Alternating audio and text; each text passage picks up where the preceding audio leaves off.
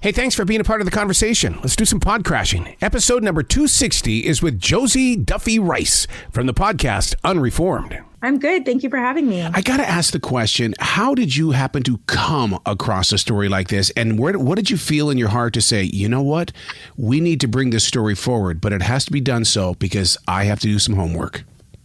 Yeah, thank you for asking. I actually found out about it from the producer of the show, who was really kind of starting to think about what this could look like and reached out to me about the school. And I was really shocked. I had never heard of this institution. Right. You know, I'm in Georgia. I do a lot of work around this issue, and I had never heard of Meigs. And that really, I was immediately felt like this was a story I wanted to be part of.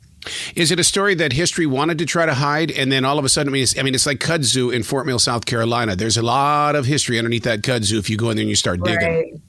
Right. You know, I think that I don't know if they actively wanted to try to hide it or people just didn't care. You know, it's hard sometimes to tell these stories. The state of Alabama wasn't keeping great records. Nobody was checking up on these kids. Mm-hmm. Really, the story was one of mostly hearsay, right? At first, before we started to really uncover some corroborating evidence. And so, but it's absolutely true that for years, the survivors of this school went without being able to talk about this with anybody, including their families. And so this is really the first time this is really all coming to light. One of the things that you display on the podcast is the fact that it goes beyond just storytelling. I can hear your passion, your emotions. I mean, there's a connection here to this story for you that I mean, and I think people, the average listener will go, dang, man, she really was using this as a calling. Yeah, I'm glad to hear that translated, because it felt like a calling to me. And I really wanted to honor the stories of people who were willing to share with me. Many of the people I talk to are now in their late 60s, early 70s. They went to the school in the 1960s, and it's been haunting them ever since. Yep. You know, and so they were so gracious with their memories, and this story changed me. I mean, this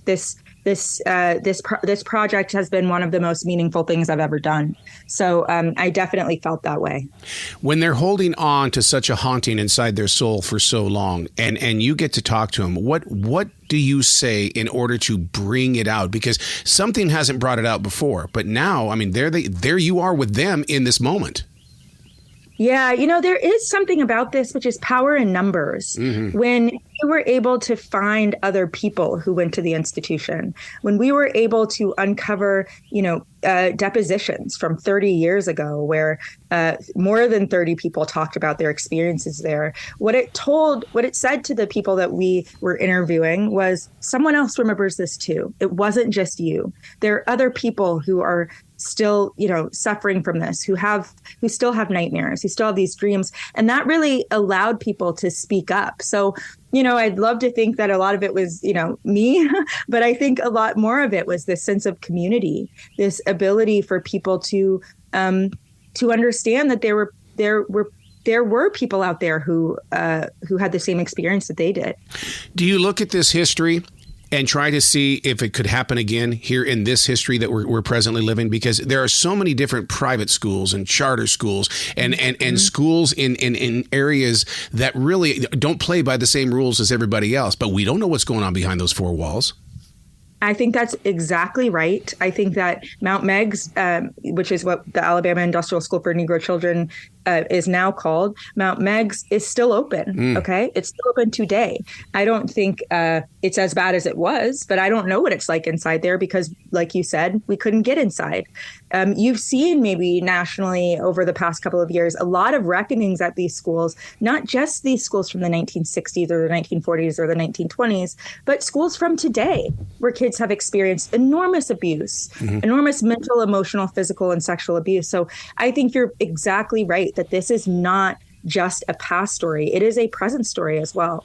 Oh my God! You must be reading the Charlotte Observer today because they found a coach that was abusing people. I mean, oh my God! You just opened up that wound.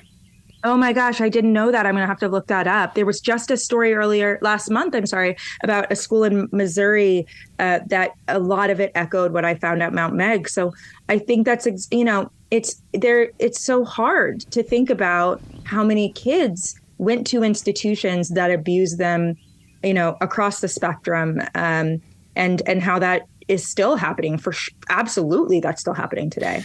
This is not a bash against the millennials, Generation Z, or the new Alpha generation, but you talk about the Jim Crow era in this, and I love it when you do things like that, because they've got to never forget this, that this was an era of change and challenge, but it cannot be forgotten. Exactly. And look, my grandmother is 93 years old. She grew up in Texas. And she has more yesterdays than she does tomorrows. And once she's gone, that's a whole generation of history that is gone. A generation that isn't that far away, but people tend to have short memories. So I think it's part of, our mandate as journalists to be able to tell not just what's happening today, but how that connects to what happened yesterday, how that connects to what happened 50, 100, 200 years ago. They say if you don't know history, you're doomed to repeat it. And I think it's all of our responsibility to hope that doesn't happen. And isn't that weird as journalists and as writers that we're so attracted to content and stories? It's like that's our mission in the performance or the calling, is that we don't want to forget history, and we use our voices to say, hey, look, hey, I'm seeing something over here. Yeah, absolutely. I think that really is so much of the reason that I got into this field. And I think it's also because you see that people throughout time have some of the same tendencies, have some of the same instincts, and our ability to kind of grapple with those and even reel them in is so key to our ability to evolve. And I really wanted to be able to talk about the hard parts and also the beautiful parts, right? Because some of the story is beautiful. Man, you talk about how history repeats itself and stuff, and through Buddhism and stuff like that, we're taught that we just live this life over and over. And so when I see things starting to happen over and over again, I'm going, what the hell? How is this even possible? Is this the rebirth of somebody and they're back to correct it? Right. Yeah. It so often feels like that, and to me, it also feels like people feel like they're experiencing something for the first time, because we're not very good at talking about the past. We're not very good at teaching these stories. So I do think that, the arc of history, I hope it, bends towards justice, but it only bends towards justice if we talk about the failures of our past. In a very blessed way, in order to heal the history of the South, because we've got a big reputation down here. Don't we have to uncover those things that help create this history, get it out there to have a conversation so it can heal properly? I think that's right. And the reason I think that's right is because it's important for us to recognize that good people can do terrible things, that institutions can incentivize really terrible behavior, right? And that people made mistakes in some ways in order so that we don't have to. Grappling with history, it's really a blessing. It's not a curse. So many, it's such an amazing to be able to look through archives and find information about Mount Meigs, to be able to talk to survivors from it. I mean, I find that to be so lucky ultimately. And for people who are trying to avoid teaching that history, for people who think that their kids learning about that history is wrong or, hurts them or is bad for the country, I couldn't disagree more. I think it's good for the country to see where we were, where we could go, and who we could be. As you're digging in that information, do you find yourself there seems to be a mental sickness with leaders in the way that I have the power, you must do as I say, and or else. And it just, from being a coach to martial arts to schools and things, who, if you're ever given power, it always seems like they're going down because something happened. Yeah. I think that is true for a lot of people, certainly not everybody, but a lot of people. And I think it's especially true at institutions like Mount Meigs, because not only are they children and seen as kind of helpless and easily influenced, but they were also considered, quote unquote, bad children. And I'd like, to point out that for a lot of these kids, they were sent to Mount Meigs for missing curfew, for skipping school. They were not sent to Mount Meigs for some sort of horrible action, right? But they were considered bad kids. And when we deem people as bad, as evil, we are so much more willing to mistreat them, even children. And you can really see there and at this institution.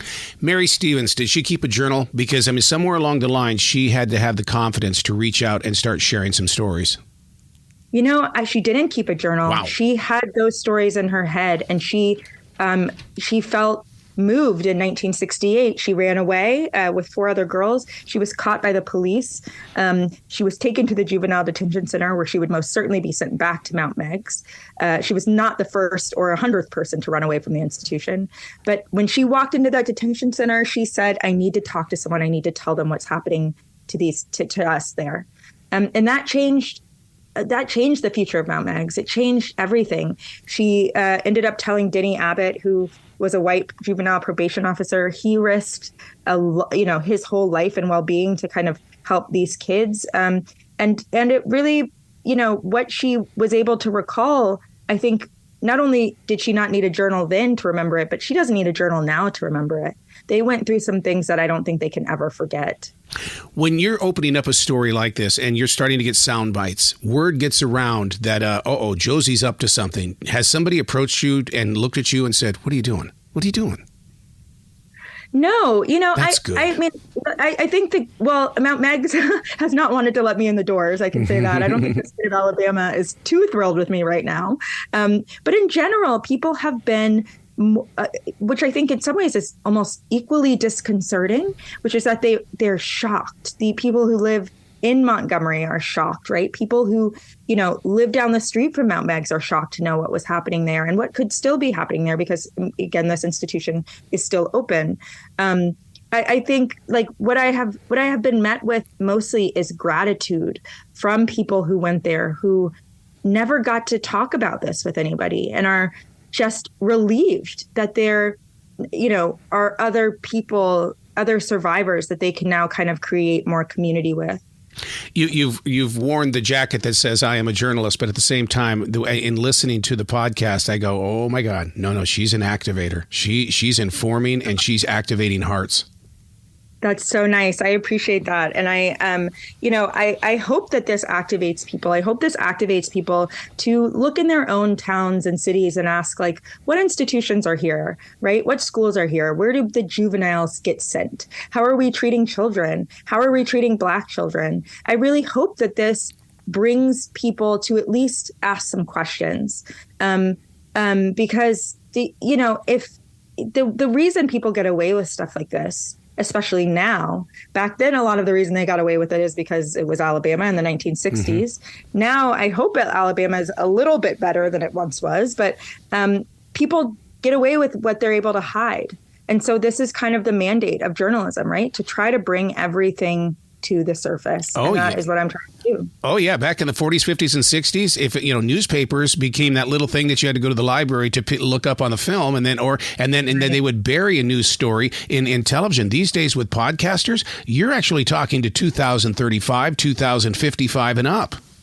Yeah, I think it is kind of amazing, the reach. But I also would say what I'm also finding is that back then we had better funded local journalism. Yep. And so now I think even for people and papers in the Alabama area, which are doing so many good things with what they have a lot less, right? And this is what happens also when we watch local journalism get defunded, basically fall apart. The stories like Mount Meigs, who's going to tell them if we don't fund journalism, if we don't, actually see as our own community that this is part of democracy. This is part of accountability. The timing, the pausing, only because I'm a producer as well, is that you've got to know where in the story, the recorded interview, where is the story, how to present the story, and where in the podcast do I put it so that I still have that continuing of a listener, that continuation of them being there for the next episode. Yeah, well, I have to say, we had such an incredible team.